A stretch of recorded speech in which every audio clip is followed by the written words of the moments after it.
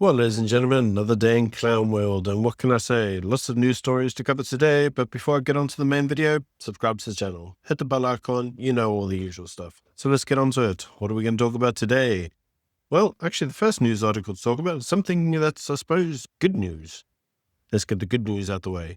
So the good news is that Amazon, Amazon.co.za, well, apparently it now offers grocery deliveries to South Africa, which includes pet food, vitamins, and supplements. But one of the things that I've noticed that Amazon doesn't seem to have is books. Yep, the company that was made famous by distributing books doesn't actually seem to have any to sell. I don't know if it's just me, but Amazon's actual directory of goods for sale, to me personally, just is like poor. There's just really not much there. Take-A-Lot is far superior. Let me know what you think in the comment section. So let's get on to some actual real news. And this is the news story that Donald Trump suggests that actually the US knew about the potential genocide occurring in South Africa underneath Biden's regime. And this comes on the backdrop that a 2021 to 2022 State Department report cited 748 farm attacks and over 100 farm murders, many of which involved white farmers. And according to Donald Trump, the Biden administration knew about the potential genocide watch on white Afrikaners in South Africa and chose to do nothing about it for political reasons. Whether or not you buy the story or not, I have no idea. This is what Trump alleges. In any case, let's go on to some local politics. This is the news that obviously Floyd Shambu has been sacked as the Secretary General of the MK Party. Now, the entire story was predictable. If you watched my video yesterday, you would have noticed that I told you the whole scenario. Apparently, it was leaked on Twitter, and then it was denied, and then it was confirmed. And yeah, the MK Party hasn't exactly been very good at publicizing the story. But it's actually quite interesting in terms of why they have fired him. And this is the news story that came out today that effectively Floyd Shambu, whilst a, and I quote, brilliant political theorist, was not cut out to actually be Secretary General. Apparently, when he asked to run on the ground floor, to be on the ground and interact with individuals, he didn't do it. And he didn't like to listen to leaders. Apparently, he thought he knew better than them, with Floyd Shambu frequently issuing reports that caused political infighting. And ultimately, this meant that the party, according to them, was floundering under Floyd Shambu and not growing. Now, the reason this becomes interesting is that similar reports were made during Floyd's time in the EFF, with many suggesting, remember, it was Floyd who was sent to KwaZulu-Natal to rally the EFF troops and get a good vote in their province, which they never got. And many individuals questioned, well, if Floyd was sent there to rally the troops and didn't rally anyone, what did he actually do? Well, if we use the MK Party as a judge, the answer is, well, nothing. And that's why they didn't do very well in the KZN elections. Now, not to be outdone in the controversy department, Gator McKenzie has been accused of actually not attending any of his portfolio ministry meetings.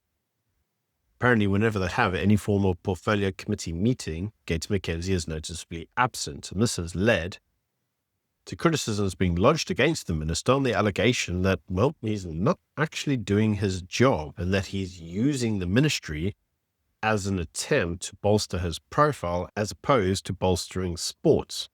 You can let me know what you think in the comments section. So on to then some actual proper news. Now that we've got the small news articles out of the way, and this is probably the story that should have got the most focus in South Africa today.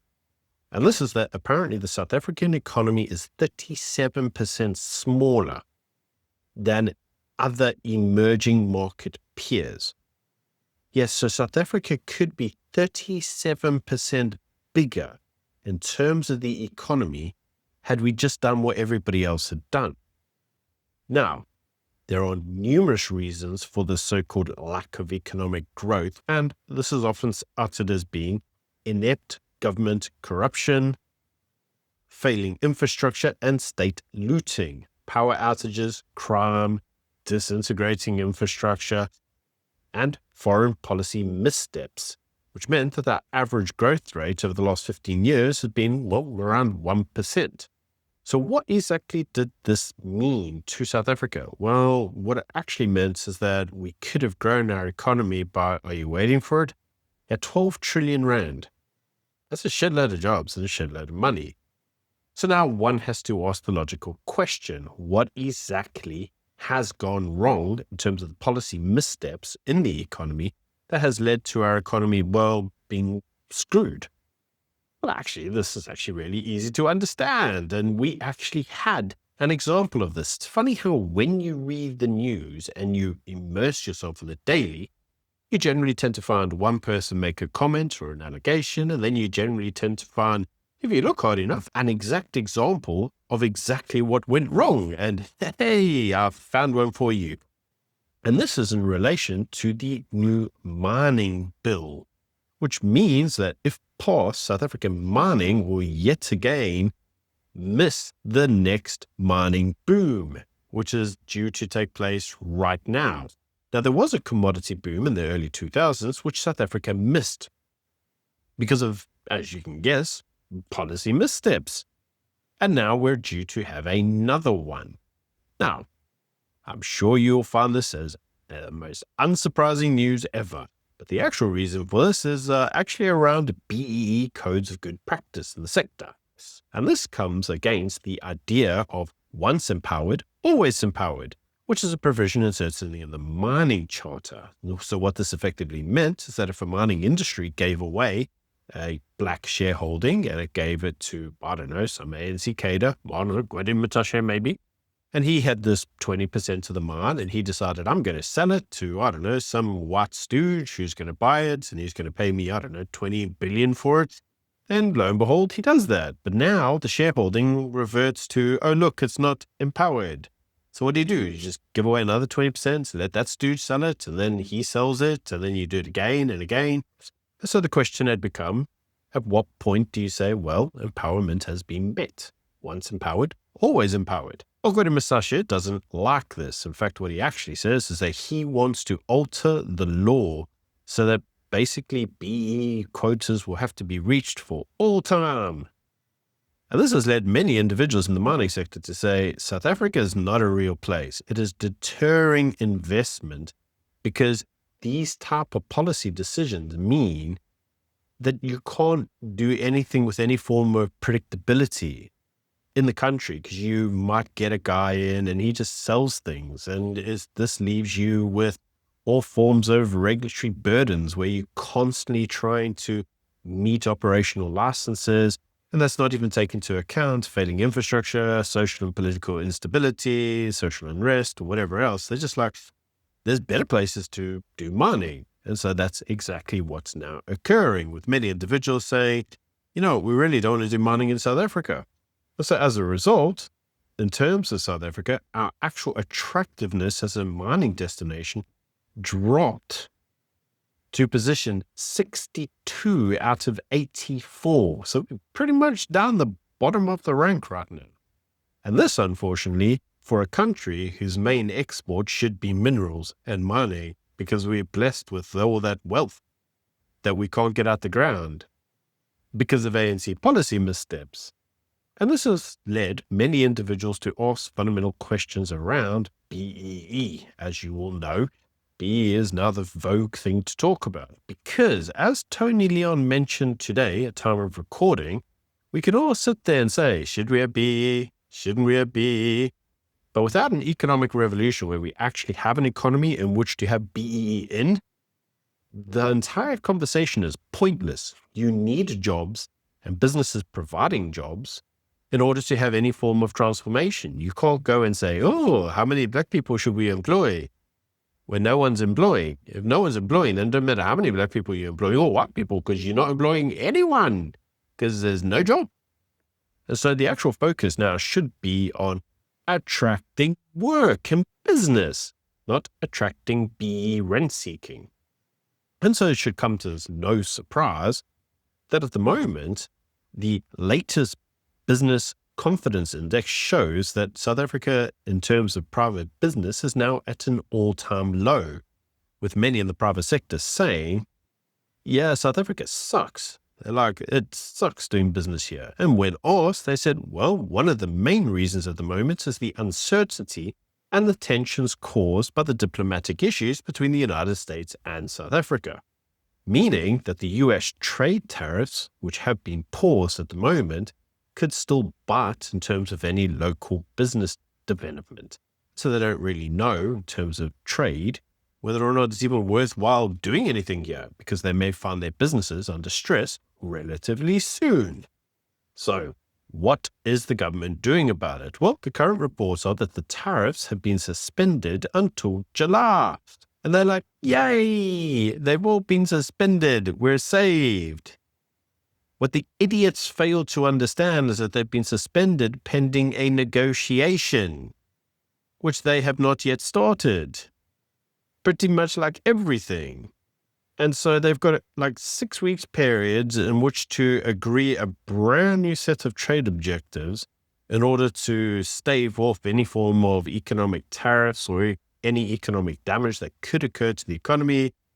And they're like, now we'll be fine. Crack open the Jack Daniels. We'll be fine. And they haven't even started. So yeah, you can see why business confidence is at an all-time low. Now, moving on to the final news story of today, and this is in relation to the budget. So you may have remembered that I covered the story that the EFF wanted to tank this budget too because of the fuel levy tax hike. Well, the High Court yesterday sold the EFF to Futek, said that they're just wasting the time, not going to go through this whole thing again. And so the news now is that the budget is due to be passed, with all the main political parties in the GNU, including the DA, in support of the current budget. And this has led to a rally in South Africa's bond markets. And so at the time of recording, South Africa is having a renaissance in bonds, but nothing else. So people are buying government bonds because they think there may be a degree that they'll make good money on the repayments.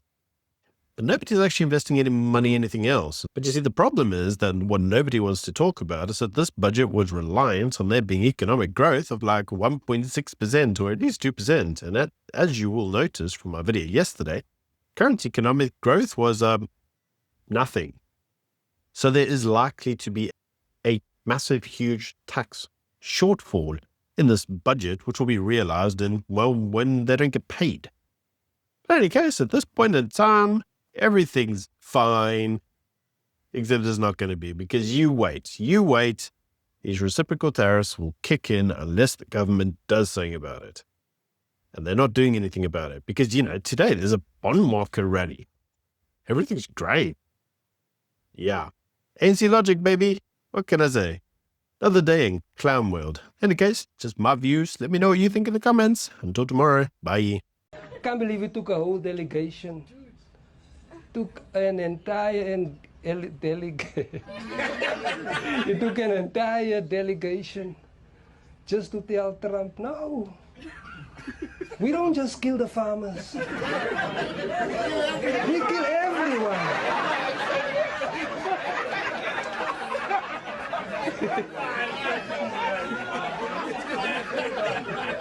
Yeah, we murder equally.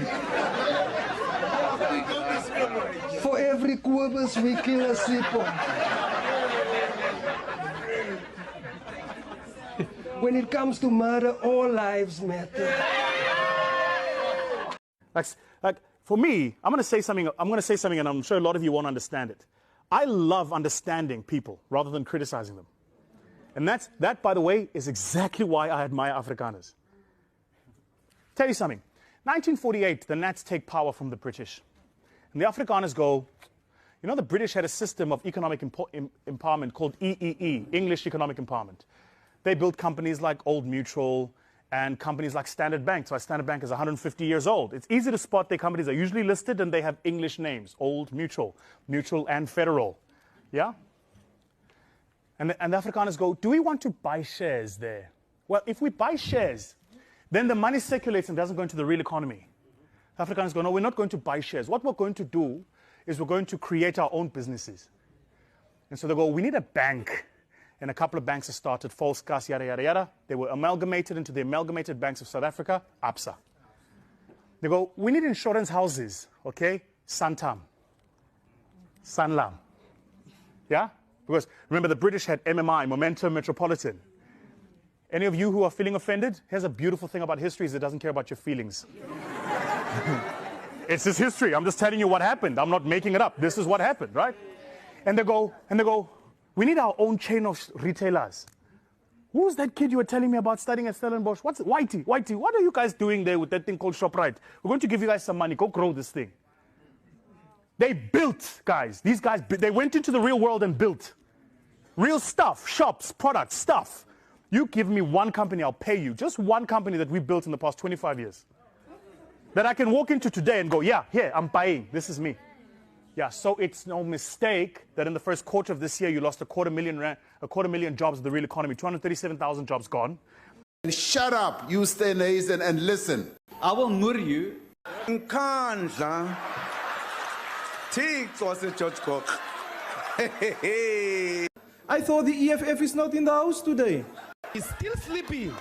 Honorable member. She's still, I don't know what's happening. When people zol, they put saliva on the paper and then zol. And then they share that zol.